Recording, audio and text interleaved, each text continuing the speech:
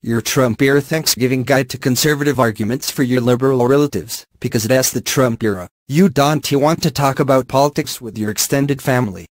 But because it asks the Trump era, it is hard to avoid talking politics. Everything has become political and everything has become about President Trump. Don't be surprised if your liberal relatives this Thanksgiving blame Trump for Charles Manson, or for Rand Paul's neighbor attacking him, because mainstream left-leaning publications made exactly those charges this week. Trump, you may hear over dinner on Thursday, is ruining sex, women's golf, football, marriages, and everything else. As a result, even if you steer the conversation away from politics, somehow Trump will come up. Heck, your nephew Trevor's phone will probably ding in the middle of the second pie course with an alert that Trump tweeted. So avoiding Trump talk is not an option. Here's one idea for my fellow conservatives out there: find the few things Trump is doing well that no good liberal could object to. Start with the tax plan. Not the whole tax plan. You'll never convince your aunts Linda and Carol that reducing the corporate rate is anything other than a giveaway to big business.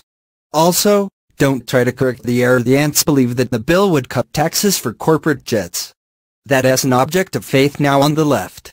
But here's something your liberal relatives should like. The tax bill would limit the deductibility of mortgage interest to the first $500,000 in debt.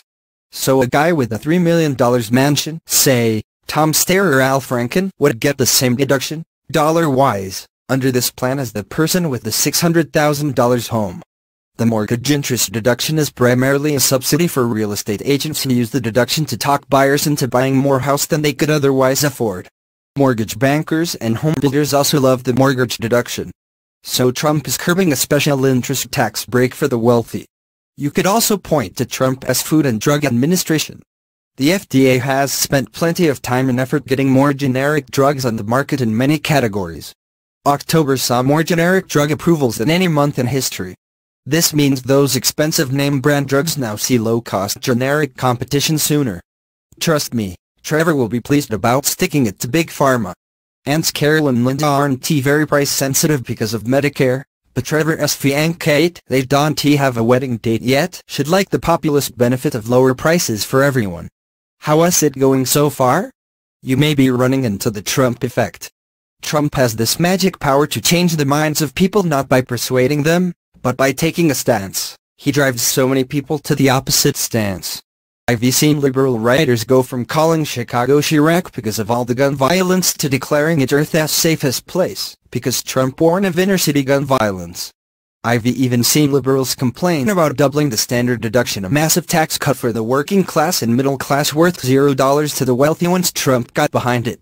Even Trump's talk of opposing an AT&T Time Warner merger is getting guff from the left. So it is possible Kate will decide generic drugs are bad, actually, or that mansion tax deductions are good. But if your liberal relatives can think on their own, they might be with you so far. So here's a daring one, Justice Neil Gorsuch.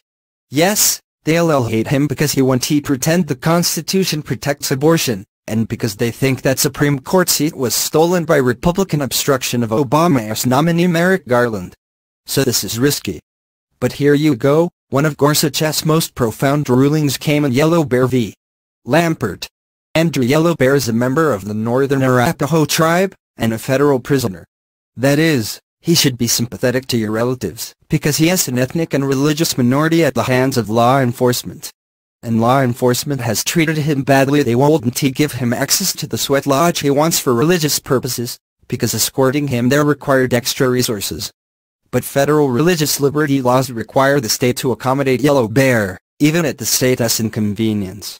Yellow Bear lost his court case, but then appealed. Gorsuch heard his appeal and ruled in his favor.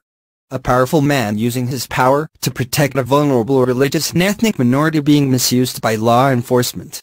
This ought to get a nod of approval from your